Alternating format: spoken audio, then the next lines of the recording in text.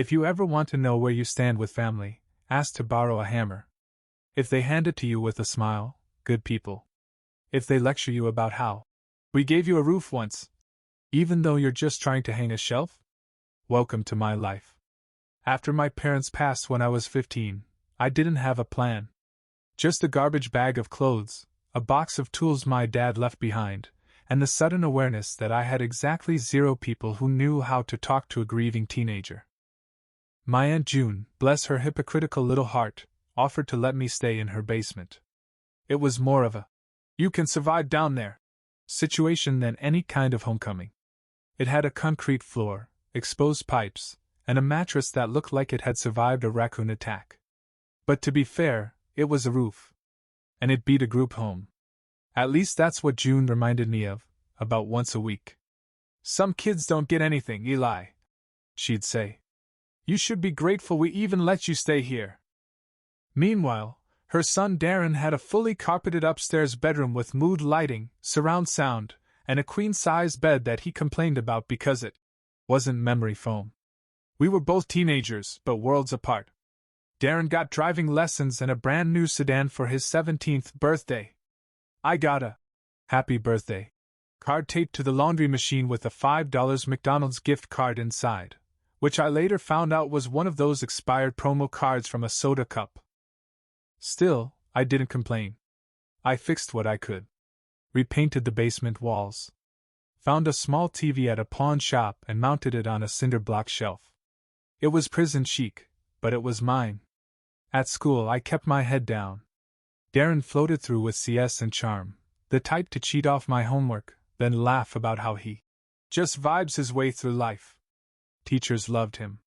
My guidance counselor told me, "You're very practical," which felt like a polite way to say unremarkable. By senior year, I was working part-time at a local hardware store, cleaning tools, taking stock, and saving every cent Darren got to focus on his future. I had to build mine from leftover scraps. The first thing I bought for myself, after moving out at 22, was a giant industrial-grade rolling tool chest I'd seen rusting away in the back of the store. I cleaned it, polished it, organized it meticulously. That thing wasn't just steel and drawers, it was proof. Proof that I was building something, slowly and stubbornly, with my own damn hands. I moved into a tiny fixer-upper and started side hustling. HVAC work, basic plumbing, drywall patch jobs. Word spread.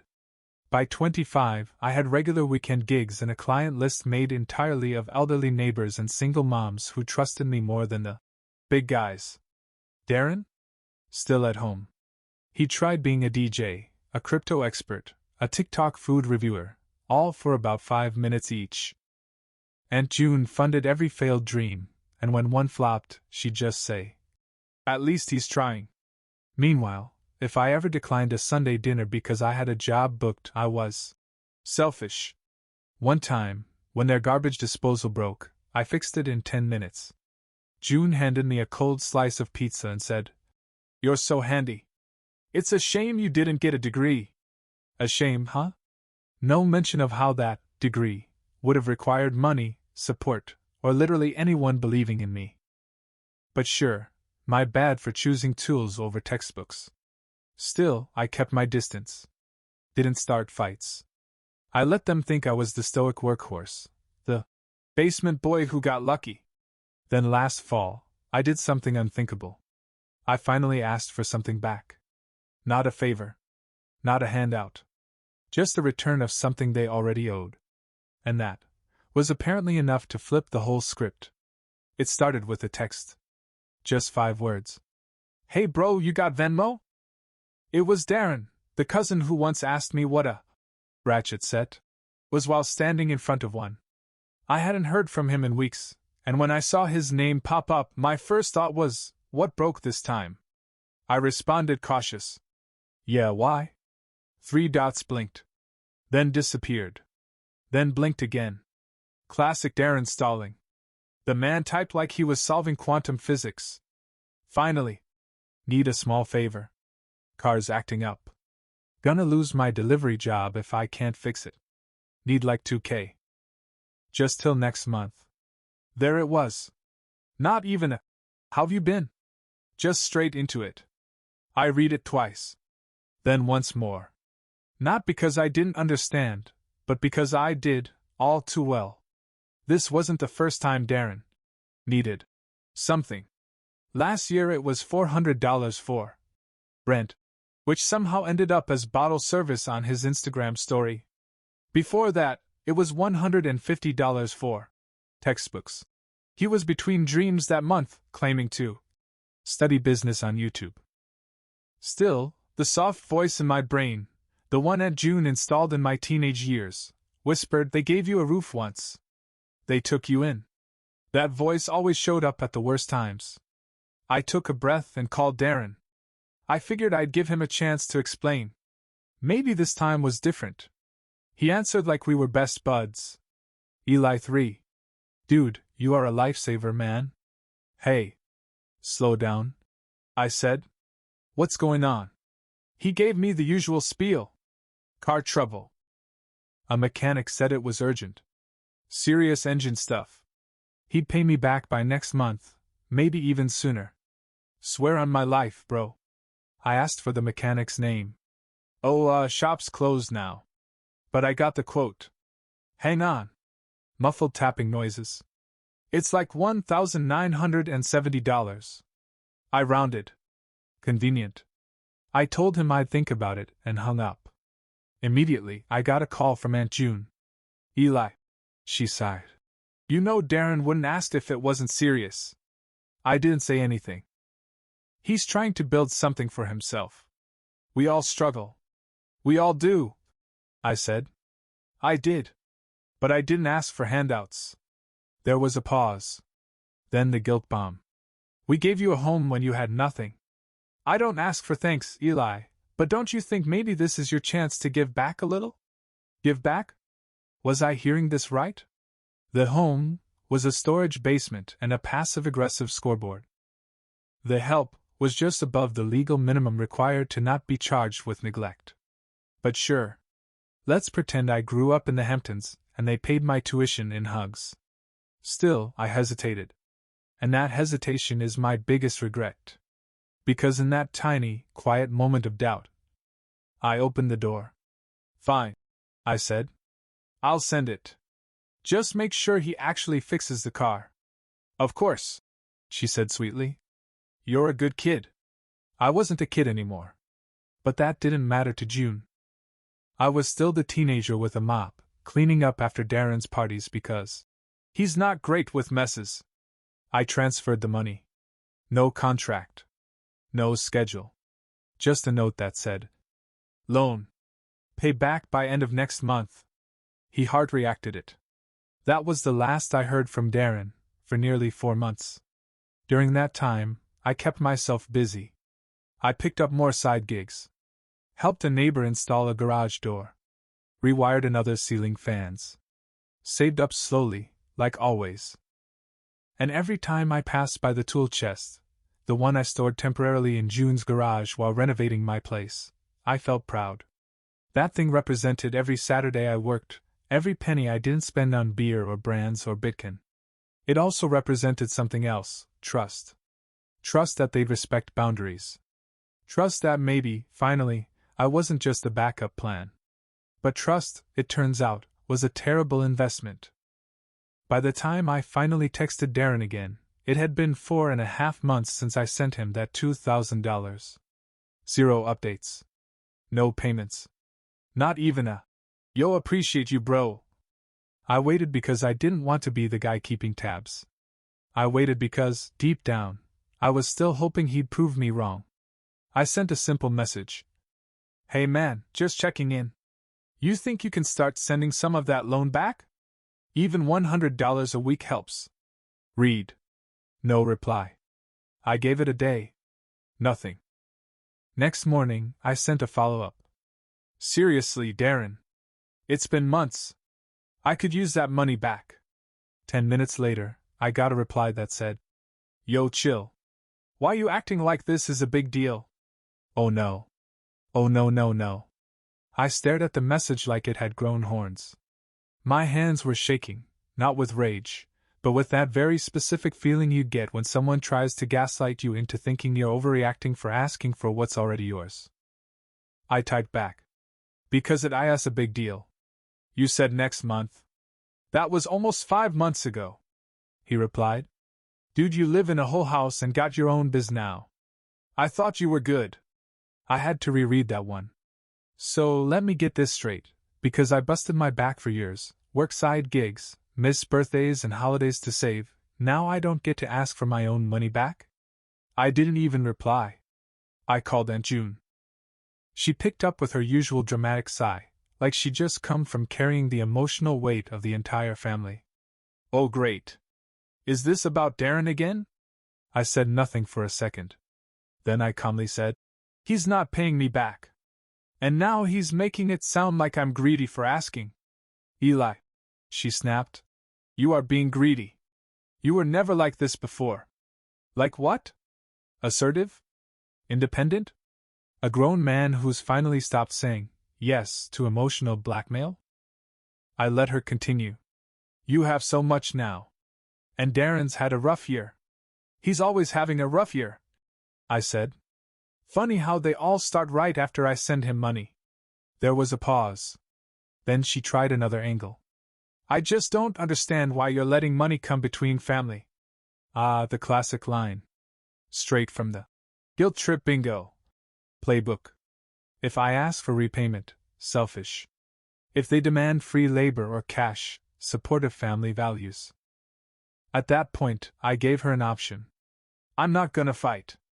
If you want to settle it differently, just let me come by this weekend and grab my tool chest.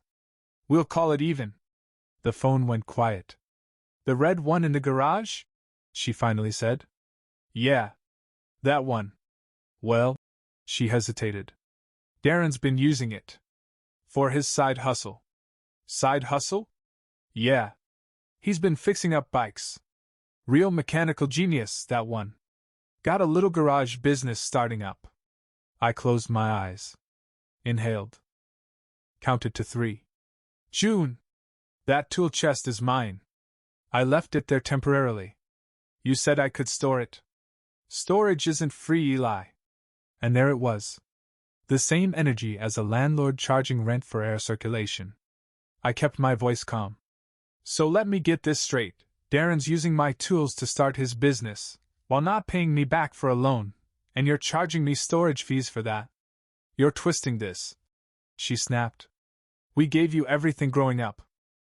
A roof, food, support. I cut her off. I worked 2 jobs in high school and bought my own school supplies. We let you stay here. You mean in the damp basement with the moldy air vent and the mattress from the 80s? She hung up. No, goodbye. No, let me talk to Darren. Just click. And that's when I made a decision. If they wanted to act like that tool chest wasn't mine, I'd just go ahead and make it disappear. Saturday afternoon, I drove to Aunt June's place with a plan so simple it felt almost illegal. Knock. Walk in. Load up my tool chest. Leave. I even practiced how I'd say it if Darren threw a fit. This isn't charity, it's retrieval. I'm not robbing you. I'm reclaiming my stuff. That chest meant more than wrenches and socket sets. It was mine. Paid for. Maintained. It held my tools, but it also held years of quiet sacrifice. Every scraped knuckle, every Sunday I gave up to make someone else's faucet stop leaking. And Darren? Darren had been treating it like a communal toy chest. I pulled up to the house, parked by the curb, and noticed immediately. The garage door was wide open. Music was blasting from inside, some obnoxious EDM remix of a TikTok dance track. It was like stepping into a commercial for bad decisions. Inside the garage I saw Darren. Shirtless. Greasy hands. Sitting cross-legged beside my tool chest, which was now plastered in a half-dozen tacky motivational stickers. One of them said, "Grind now, shine later." He saw me and smiled like I was just another customer. Yo! Didn't know you were stopping by. Didn't need to RSVP, I said. Just came for my tool chest. The smile faded. His face twitched. What do you mean, your tool chest? The one you've been using for your side hustle. He scratched his head. Oh, I thought you left that here. Like for storage or something. I did. Temporarily. Not forever. He stood up. Bro, come on. I've been using this every day. You can't just roll in and take it. I crossed my arms. You're telling me I can't take my own property, while still owing me $2,000. He actually scoffed. Dude, seriously? That loan again? You act like you're some bank. This is family. No, I said calmly. Banks charge interest. I didn't. I gave you a gift-wrapped favor, and you ghosted me. He walked over and literally stood between me and the chest. Okay, listen, he said. Let's compromise. I'll give you $100 now and we can work out a schedule. $100. From a guy wearing $200 sneakers, who had just Instagrammed a picture with the caption, Grind mode activated 100 points fire. I looked him dead in the eye and said, Move. He didn't. So I turned around, walked out, sat in my car, and texted someone. Now meet Marcus. My client. A mechanic who also happened to collect vintage tool chests like other people collect stamps or debt. A week earlier, I'd mentioned mine sitting in storage. Showed him pictures. He lit up like it was Christmas. You selling it? Wasn't planning to, I said, but make me an offer. He did. $4,000. Cash. He even offered to bring a truck and do the heavy lifting. So guess who pulled up 10 minutes later in a silver pickup with a hydraulic lift? Yep. Marcus. I just pointed. Said, It's that one. Darren stormed out of the garage like we'd announced a SWAT raid. Yo! What's going on? I replied casually. Just fulfilling a storage exit plan. You can't sell that. I'm using it. It's not yours to use. I've customized it. He shrieked, pointing to the stickers like they added value. Marcus raised an eyebrow. You want me to peel those off for free or charge extra? Darren turned red. You're really gonna do me like this, Eli? And I gave it to him straight. You got $2,000 from me, 4 months of free tool usage, and 0 accountability. I'm doing you exactly like you did me, just with receipts. We rolled it out. Loaded it into Marcus's truck. He handed me the cash right there. As we were leaving, Aunt June came stomping out in flip-flops and a robe like she was about to shut down a rave. What is this? You're selling things from my garage? Nope, I said. Selling something from my own toolbox. On your lawn. You're just lucky I didn't invoice you for storage. She gasped. Clutched her chest like I'd insulted her lasagna recipe. This is betrayal, she yelled. I smiled. No, June. This is business. Then I got in my car and drove off. Sunday morning, 10:42 a.m. I was still riding the high from selling the tool chest when my phone buzzed. Caller ID, Aunt June. I sipped my coffee. Ignored it. It rang again. Then again. 5 calls in a row, all ignored. Then came the 6th. Voicemail this time. I didn't even listen. I just waited. Sure enough, 30 seconds later, ding. Text from Darren. So you sold it? For real? You didn't even ask? Another one came in before I could roll my eyes. That's messed up, bro. That was worth like thousands. Now that was funny. Thousands? 4 days ago it was a dust collector in the garage. Now it's apparently a national treasure. Then June joined the party. She texted. I can't believe you'd sell that without even talking to us. That chest was in our garage. We helped you so much growing up and this is how you repay us? Then the one that really made me spit my coffee. At the very least, you should give us half of what you made, $2,000. That's fair. I sat there, blinking at my phone like it was a prank show. Except the punchline was that they were serious. They really thought they were owed half of what I made, selling my own toolbox. Let me repeat that for clarity. They owed me $2,000. I took back my own chest. Sold it for $4,000. And now they wanted half, because, in their words, we stored it, we were using it, it was part of Darren's workspace. Workspace? The same workspace where Darren was gluing together thrift store bicycles and calling himself an entrepreneur. I couldn't help myself. I sent one message back. I'll give you $2,000 right after you pay me back the $2,000 you owe me. Aunt June replied instantly. So petty. You used to be so humble. Humble? Let's review my crimes. Asked for money I loaned them. Took back my property. Refused to split proceeds from something they didn't buy, use rightfully, or even maintain. Meanwhile, Darren posted a sad little story on Instagram. Fake people always show their colors when money's involved. 100 points victory hand. He tagged nobody. But he also tagged nobody when he borrowed the money either. That night, I got a long email from Aunt June. The subject line was, "Let's clear the air, family first." I knew better, but curiosity won. Inside, it was 4 paragraphs of passive-aggressive poetry. She opened with, "I raised you like my own." Lie. She tolerated me like a charity case. She followed up with, "We've never asked for anything until now." Lie number 2. I'd replaced her garbage disposal, rebuilt her deck, and fixed her dryer twice, all unpaid.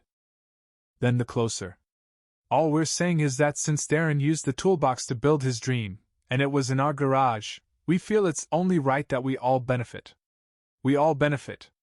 Ma'am, I wasn't running a mutual fund. It was a toolbox. I didn't reply. Instead, I took the $4,000 in cash, still in the envelope Marcus gave me, and tucked it into my filing cabinet. Labeled the folder, "Tool Chest Petty Fund."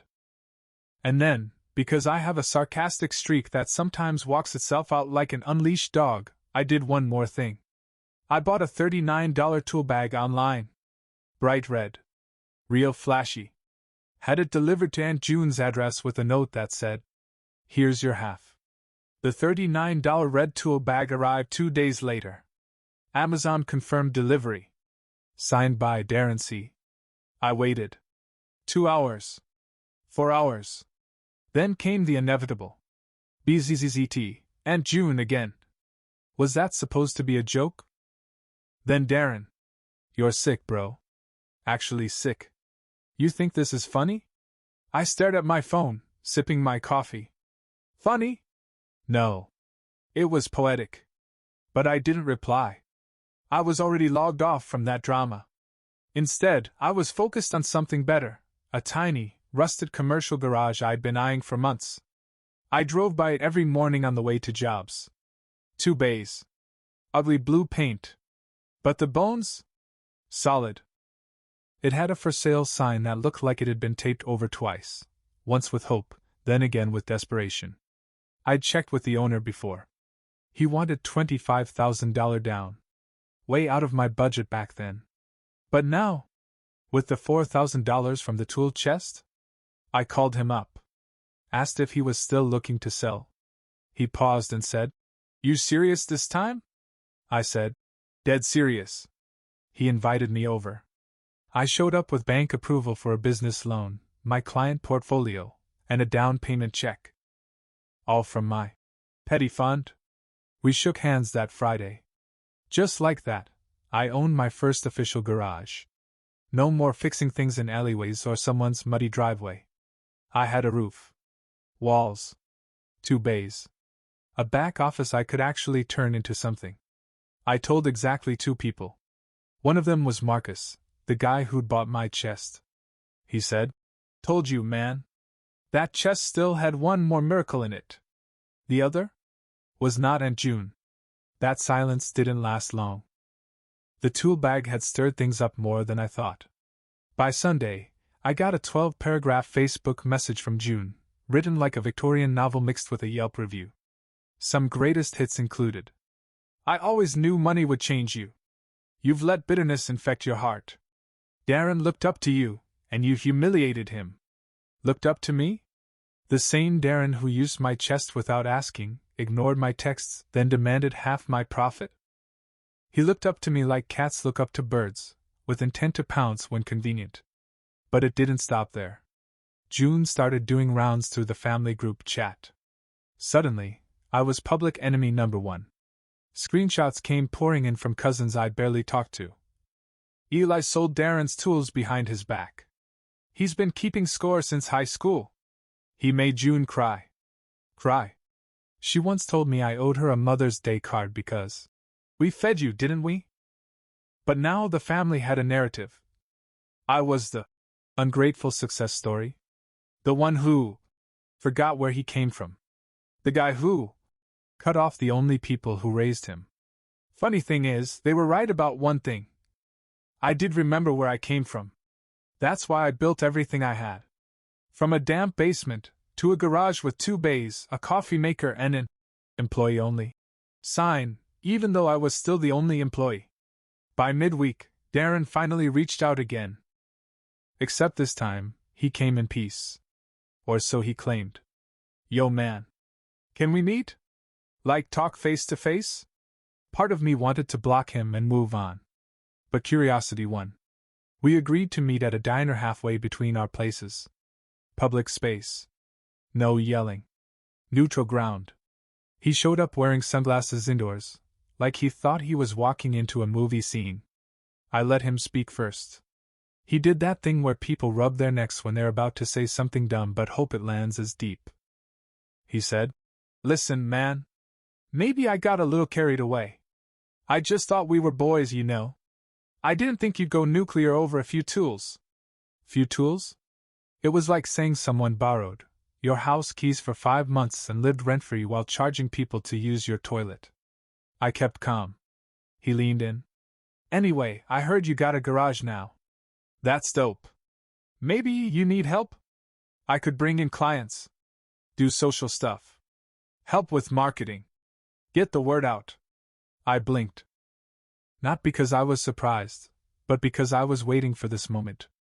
The guy who burned the bridge, now asking to walk across it. I smiled, leaned forward, and said, "Absolutely not." Darren blinked like I'd slapped him with a wrench. "Wait, what?" I repeated, slower this time. "Absolutely not."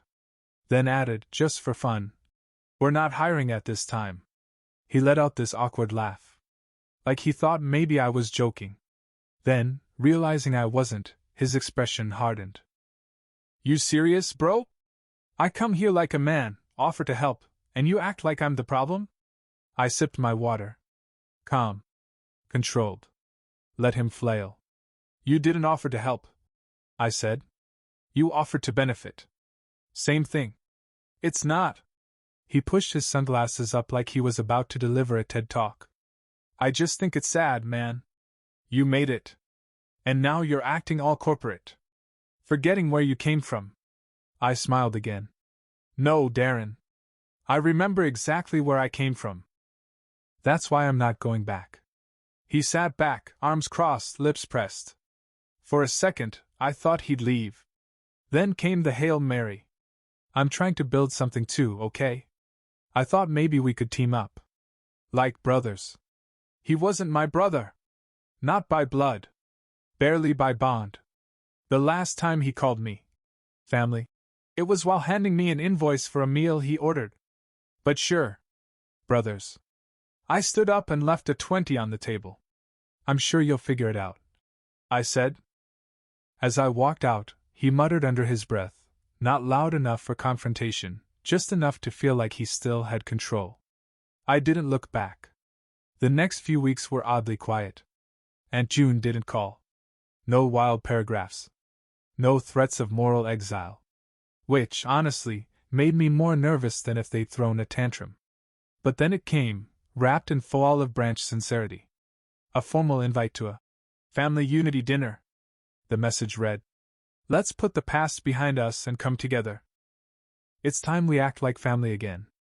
I stared at the invite for a full minute. Act like family? You mean like when I was the basement afterthought? When my tools were treated like community property? When my loan turned into a guilt weapon? I clicked, maybe. Just to mess with their headcount. Then forgot about it. Until the night of 7:43 p.m. My phone buzzed. It was a photo. From my cousin Riley, one of the neutral ones. The pic showed the family table, fully set. Long plates. Wine glasses. A roast that June probably cooked like it owed her money. Then the caption. Empty seat next to Darren. They really thought you'd come. No thanks. I was busy standing in my garage, covered in dust, grinning at the new metal cabinet I just installed. With my new tools. Bought with my own money. In a space nobody else had a key to. But just to be extra petty? I posted a photo of the garage to my story, clean baize toolbox labeled with my name, coffee in hand, with the caption. Family dinners are overrated. Business is delicious. Did they see it? Oh, they saw it. Within 10 minutes I had 6 viewed stories from known family accounts, 1 angry react from Darren, and a text from June. We're just trying to keep the family together. I replied with a single line. Then maybe try paying your debts. 3 days after the family unity dinner, Aunt June showed up.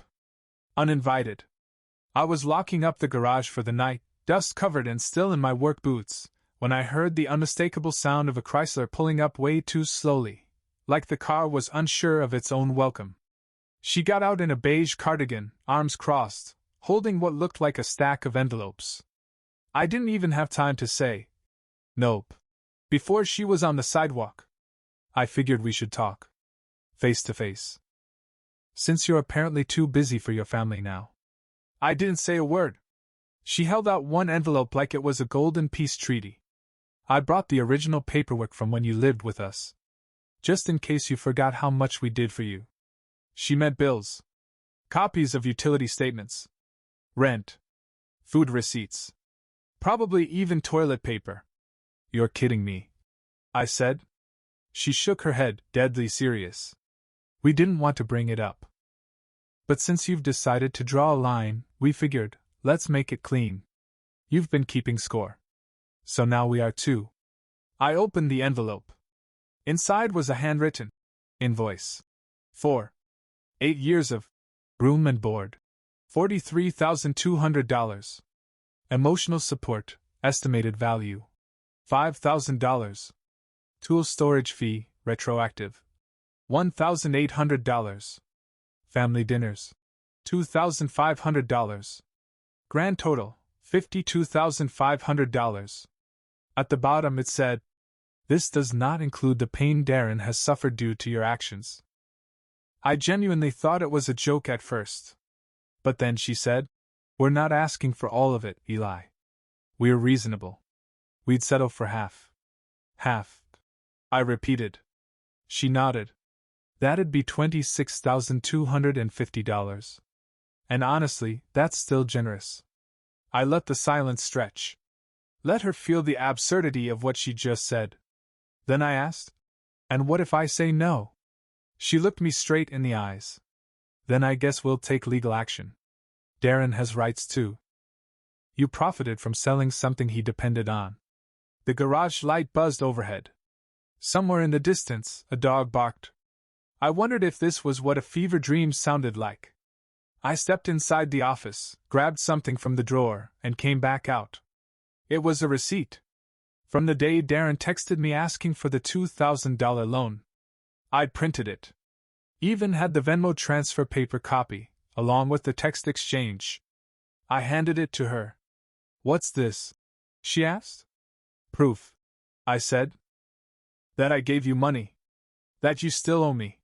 She tried to hand it back. I didn't take it. Then I added casually. And just so you know, I recorded this conversation. In full view of my security cam. So if you do want to take it legal, we can both bring our numbers. Her eyes flickered. For once, she had no words. I gave her one more. This garage? This wasn't built out of spite.